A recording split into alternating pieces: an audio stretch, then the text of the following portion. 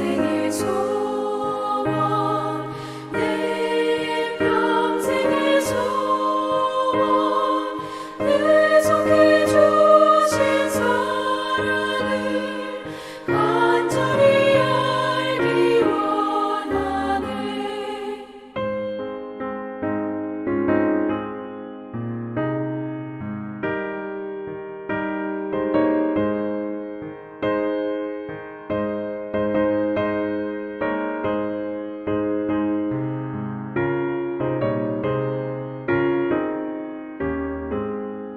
성령의 감화 받아서 하나님 말씀 배우니 그 말씀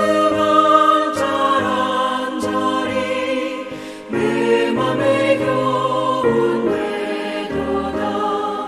내 평생의 소원 내 평생의 소원 계속해 주신 사랑을 간절히 알기 원하네. 예수가 계신 보좌는 영광에 눌려 있도다. 평화의 왕이 오시니 그 나라 왕성하도다. 내 평생의 소원 내 평생의 소원 계속해 주신 사랑을 간절히 알기 원하네.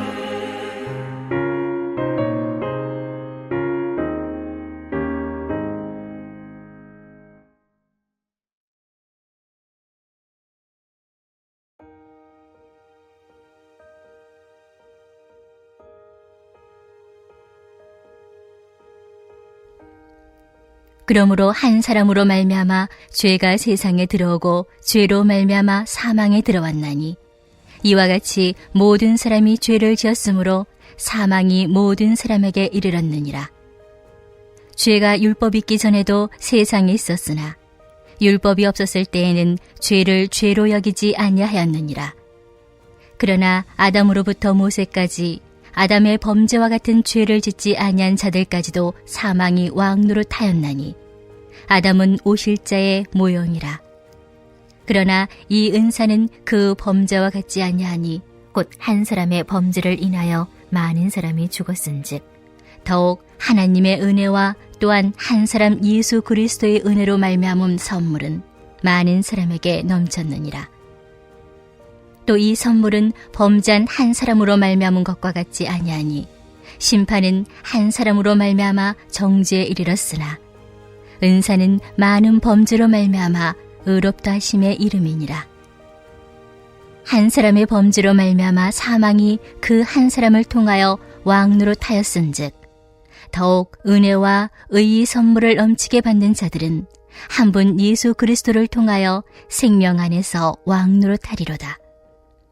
그런즉 한 범죄로 많은 사람이 정죄에 이른 것 같이 한 의로운 행위로 말미암아 많은 사람이 의롭다 하심을 받아 생명에 이르렀느니라.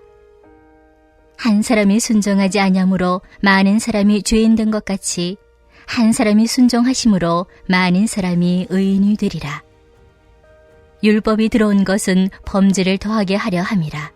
그러나 죄가 더한 곳에 은혜가 더욱 넘쳤나니 이는 죄가 사망 안에서 왕노릇한 것 같이 은혜도 또한 의로 말미암아 왕노릇하여 우리 주 예수 그리스도로 말미암아 영생에 이르게 하려 함이라. 오늘 본문은 우리가 신앙생활을 하면서 한 번도 생각해 본 적이 없는 사람은 있어도 한 번만 생각하고 만 사람은 없는 죄의 기원, 바로 원죄에 관한 내용을 다루고 있습니다. 오늘 본문 12절의 말씀 함께 읽도록 하겠습니다. 그러므로 한 사람으로 말미암아 죄가 세상에 들어오고 죄로 말미암아 사망에 들어왔나니 이와 같이 모든 사람이 죄를 지었으므로 사망이 모든 사람에게 이르렀느니라. 아멘. 12절은 한 사람, 아담으로 말미암아 모두가 죄를 짓게 되었고 아담으로 말미암아 모두가 사망에 이르게 되었다는 내용을 담고 있습니다. 즉 아담의 죄는 한 사람의 범죄였지만 그 죄는 단순히 아담 한 개인의 죄로 끝나지 않고 인류 전체가 죄를 범하게 된 결과를 낳게 되었고 더불어 인류 전체가 죄로 인해 죽음이라는 결과에 직면하게 되었다, 이런 내용인데요. 바로 이 부분에서 사람들은 궁금해하기도 하고 반문하기도 합니다. 어찌해서 아담의 죄에 대한 책임을 우리가 짊어져야 하는지를 궁금해합니다. 어찌해서 아담의 죄와 우리 죄의 무게가 같을 수 있는지를 궁금해합니다. 세상에서도 죄의 주범과 종범은 그 죄책의 경중을 다르게 봐서 주범에게는 엄격하게 죄를 묻지만 종범에게는 비교적 관대하게 대하는데 어떻게 원죄자인 아담과 우리를 같은 형량의 죄인으로 취급할 수 있느냐? 아무리 그래도 그렇지 이건 아니지 않느냐? 이렇게 반문합니다. 하지만 성경이 우리에게 전하는 죄책에 관한 입장은요, 분명합니다. 오늘 12절을 보세요. 한 사람으로 말미암아 죄와 사망이 들어왔나니. 자, 그리고서 무엇이라 기록하고 있는지 보세요. 이와 같이 모든 사람이 죄를 지었으므로 라고 기록되어 있습니다. 죄는 아담이 지었는데 성경은 모든 사람이 죄를 지었으므로 말씀합니다. 무슨 뜻입니까? 아담이 죄를 지을 때 우리도 같이 죄를 지었다라는 거예요. 그 결과 아담과 더불어 우리도 형벌을 받게 되었다라는 뜻입니다. 그럼 우리는 이렇게 생각해 볼 수 있죠. 아니, 솔직히 말해서 아담이 선악과를 따먹었지 우리가 따먹은 건 아니죠. 실제로 아담이 죄를 지을 때 그 자리에 우리가 있었던 것도 아니죠. 그런데 왜 아담이 지은 죄를 가리켜 우리도 같이 죄를 지었다라고 그렇게 하느냐? 반문할 수 있습니다. 듣기에 따라서는 굉장히 예리한 질문이라 볼 수 있지만 사실은 이 질문은 교만과 무지에서 비롯된 어리석은 질문에 해당합니다.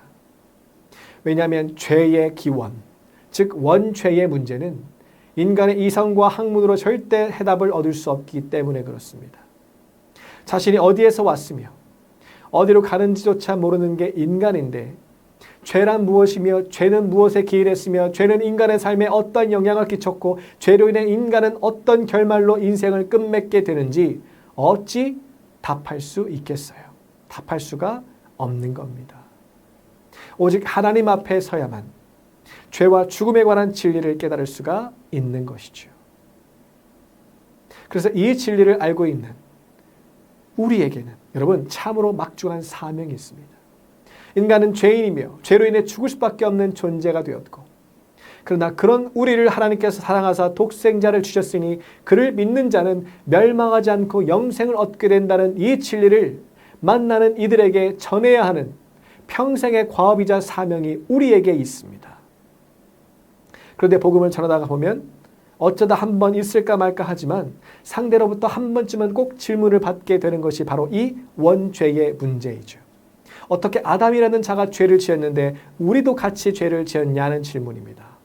그 자리에 있었던 것도 아닌데 어떻게 우리가 죄인일 수 있느냐라는 그런 질문이죠. 만약 여러분이 이러한 질문을 받았다 한다면 어떻게 답하시겠습니까? 저는 이 사실이 믿어지지만 막상 설명하려고 하니 어렵네요. 그렇게 말씀하시겠습니까? 당장 그 사람이 이해하지 못하더라도 그 자리에서 그 질문에 대한 답을 줘야 하지 않겠습니까? 여러분, 왜 성경은 아담이 죄를 지은 것을 두고 이와 같이 모든 사람이 죄를 지었다 이렇게 말씀합니까? 그것은 하나님께서는 아담을 인류의 대표자로 세우셨기 때문에 그렇습니다. 이것을 신학적으로는 아담의 대표성이라고 말합니다. 죄에 관한 모든 책임을 모두가 공유하는데 지음을 받은 순서에 따라 아담이 대표자가 된 것뿐이지 아담 혼자 모든 책임을 뒤집어 썼다, 아담에게 가장 큰 책임이 있다, 이런 이야기가 아닌 겁니다. 즉 아담의 대표성이란 곧 아담과 우리의 죄인으로서의 위치는 동등한 것이요 아담이나 우리나 죄의 경중에 있어 차등이 없다는 뜻인 겁니다. 그래도 여전히 우리의 죄책을 아담의 책임으로 미루고 싶고 아담이 선악과를 먹지 않았다면 우리가 죄인이 될 일도 없지 않았겠느냐라고 이렇게 말하고 싶은 분이 혹 우리 중에 계실지 모르겠습니다. 만약 이렇게 아담 탓이라고 말하고 싶은 분이 계신다라고 한다면 여러분 그 모습이야말로 선악과를 먹고 하와에게 책임을 떠넘긴 아담과 닮은 모습이요. 아담과 다를 바 없는 죄인임을 스스로 증명하는 모습임을 기억해야 합니다. 하지만 우리가 아담과 같은 죄인이라는 더 명확한 증거가 있으니 오늘 본문 여러분 13절과 14절의 말씀을 함께 읽겠습니다. 죄가 율법 있기 전에도 세상에 있었으나 율법이 없었을 때에는 죄를 죄로 여기지 아니하였느니라. 그러나 아담으로부터 모세까지 아담의 범죄와 같은 죄를 짓지 아니한 자들까지도 사망이 왕노릇하였나니 아담은 오실 자의 모형이라. 아멘. 이 두 구절의 내용은 이렇습니다. 아담으로부터 모세에 이르는 시기는 율법이 공포되지 않았던 시기요. 율법이 없어 죄를 명확히 인지하지 못한 시기였는데 이때도 이미 무엇이 존재했느냐? 죄가 존재했다. 이런 내용입니다. 율법이 없어 죄를 명확히 인지하지 못했대요. 죄다 아니다 짚어주는 기준인 율법이 없으니 어떠했겠습니까? 죄인이라는 의식을 갖게 하고 죄책을 가져다 주는 것이 율법인데 율법이 없으니 내가 죄인이라는 생각을 많이 하지 않았겠고 또 웬만한 것 가지고는 죄를 지었다 이렇게 생각을 안 했겠죠. 그런데 이들이 죄인으로서의 의식이 있든 없든 이것을 인정하든 인정하지 않든 사망이 이들에게 어떻게 했다라고 말씀하고 있습니까? 사망이 왕노릇했다 말씀합니다. 사망이 이들을 지배하여 죽음으로 끌어가더라 하는 이야기죠. 아담이 범죄한 결과 얻게 된 형벌이 죽음입니다. 그런 형벌을 죄가 무엇인지도 제대로 알지 못하던 시기를 살았던 사람들에게도 임하더라는 거죠. 죄가 무엇인지 모르던 사람에게도 임하더라는 겁니다. 그 결과 죽더라는 거예요. 아담의 죄에 동참하지 않았는데도 말이죠. 왜 죽습니까? 왜 아담과 같은 형벌을 받습니까? 우리가 아담과 같은 죄인이기 때문에 그렇습니다. 그래서 죽는 거죠. 아담과 어떠한 관련도 없다고 한다면 죽지 않았겠죠. 하지만 죽더라는 겁니다. 곧 죽음이라는 것은 인류 모두가 죄인임을 알게 하는 증거인 셈이죠. 하지만 오늘 본문의 이야기는 여기서 끝나지 않습니다.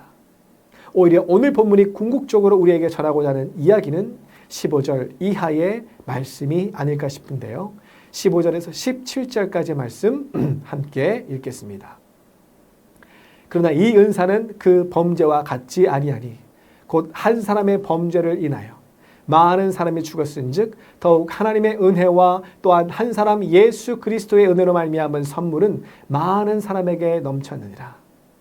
또 이 선물은 범죄한 한 사람으로 말미암은 것과 같지 아니하니 심판은 한 사람으로 말미암아 정죄에 이르렀으나 은사는 많은 범죄로 말미암아 의롭다 하심의 이름이니라.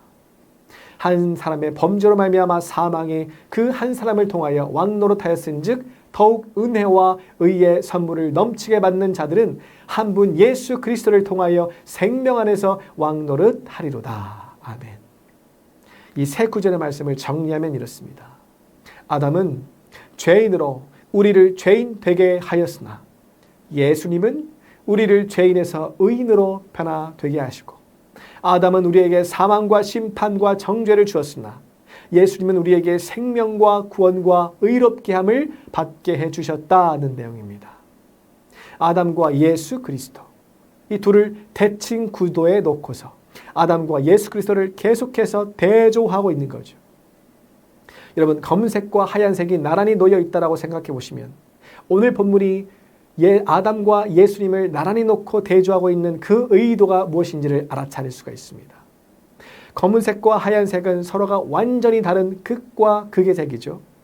그래서 두 색을 나란히 딱 놓고 보면 두 색의 차이가 극명하게 나타나서 그만큼 그 차이에서 오는 대비가 더욱더 뚜렷하게 나타나서 검은색은 더욱더 검게 보이고 하얀색은 더 하얗게 보이는 효과가 있습니다. 마찬가지로 아담과 예수님을 나란히 놓고 보면 이 둘의 차이에서 오는 대비가 더욱더 뚜렷하게 나타나서 아담으로 인해 일어난 사건과 그로 인한 결과도 두드러지고 예수님으로 인해 일어난 사건과 그로 인한 결과도 두드러지는 효과가 있죠. 이것이 본문이 아담과 예수님을 대조하고 있는 의도인 겁니다. 바로 이러한 이유로 우리가 하나님 앞에 철저한 죄인임을 고백하면 할수록 우리를 향한 사랑으로 죽기까지 복종하사 십자가에 달려 돌아가신 예수님의 사랑이 더욱더 두드러지면서 실제적으로 다가오면서 우리 마음에 감사와 기쁨이 차오르게 되는 것입니다. 반대의 경우도 그렇죠. 우리 마음의 구원에 대한 감사와 기쁨이 차고 넘치면 넘칠수록 예수님께서 십자가에 달리셔야 했던 이유가, 달려 돌아가셔야만 했던 이유가 다름 아닌 죄인 된 바로 나로 인함이란 사실이 더욱 두드러지면서 나는 하나님 앞에 죄인이요, 나는 아담과도 같은 죄인이요라는 고백이 우리 안에 차오르는 것입니다. 바로 이 대칭 구도는 우리에게 중요한 신앙 원리를 가르쳐 줍니다. 그것은 하나님의 은혜가 얼마나 실제적이며 얼마나 인생을 풍요롭게 하는지를 깨닫고 누리는 인생이 되기 위해서는 바로 죄의 고백이 선행되어야 한다는 것을 깨닫게 합니다. 왜겠습니까? 죄를 고백할수록 예수님께서 베푸신 은혜가 얼마나 크고 놀라운 것인지를 더 절실히 느끼게 되기 때문에 그렇습니다. 역설적인 경험인 것이죠. 그렇게 오늘 본문은 우리에게 다음과 같이 권면합니다. 본문 20절의 말씀을 저와 여러분이 함께 읽도록 하겠습니다. 율법이 들어온 것은 범죄를 더하게 하려 함이라. 그러나 죄가 더욱 더한 곳에 은혜가 더욱 넘쳤나니. 아멘. 여러분, 무엇이라 권면합니까? 죄가 더한 곳에 서 있을 것을 권면합니다. 계속해서 죄를 더 지으라는 이야기겠습니까? 아니죠. 절대 그렇지 않죠. 죄를 깨닫게 되는 자리, 죄인임을 깨닫게 되는 자리, 바로 그 자리에 서라는 뜻을 담고 있는 표현인 것입니다. 우리는 죄를 고백하는 것이 부끄럽고 수치스럽고 혹여나 죄를 인정함으로써 하나님께 징계를 받을까 염려가 되기도 하고 또 실제 삶에서 죄로 인한 책임을 고스란히 떠나야 한다는 그러한 두려움으로 인하여서 죄인이라 고백하는 것을 망설일 때가 참 많은 것 같습니다. 그런데 오늘 본문은 우리에게 절대 그렇지 않다라고 말씀해요. 오히려 죄인됨을 더욱 고백하라, 권면하라 이렇게 권면하면서 그 고백의 자리에 서면 은혜가 더욱 넘치리라 이렇게 말씀합니다. 하나님 앞에 연약함과 부족함을 아뢰며 나도 아담과 같은 죄인이라 고백하는 자, 바로 이러한 자가 은혜를 누릴 자격이 있는 자라 오늘 본문은 말씀하고 있다는 거예요. 이 말씀을 의지하여 저도 여러분도 저 함께 이렇게 생각했으면 좋겠습니다. 안디옥교회 성도 여러분, 죄의 고백을 하시길 바랍니다. 아담의 죄로 인해 이와 같이 나도 죄를 짓게 되었노라라고 그렇게 고백하시기를 바랍니다. 이 고백을 날마다 하나님 앞에 올려드리는 여러분 모두가 되시기를 바랍니다. 여러분의 죄가 두드러질수록 여러분의 삶에 은혜가 두드러질 줄로 믿습니다. 죄가 드러날수록 성령의 은혜가 더욱더 풍성하게 임하게 될 줄로 믿습니다. 이 신앙의 원리를 잊지 않고 실천해감으로 날마다 은혜로 충만한 삶을 이루시는 여러분 모두가 되시기를 주님의 이름으로 간절히 축원합니다. 이 시간 말씀을 기억하시며 함께 기도하기를 원합니다. 죄를 고백할 때 은혜가 임한다는 신앙의 원리를 깨닫고 누리며 살아가는 우리 모두가 되게 하여 주옵소서. 후반기 신앙 강좌와 진행되는 모든 사역을 통해 하나님과의 친밀함과 교제를 쌓아가는 우리 모두가 되게 하여 주옵소서. 새성전 건축에 필요한 것들을 채우시고 공급해 주셔서 모든 일정이 막힘없이 순조롭게 진행되게 하여 주옵소서. 이 기도의 제목을 붙잡고 죄인한 부분 부르시며 합심으로 함께 기도하겠습니다.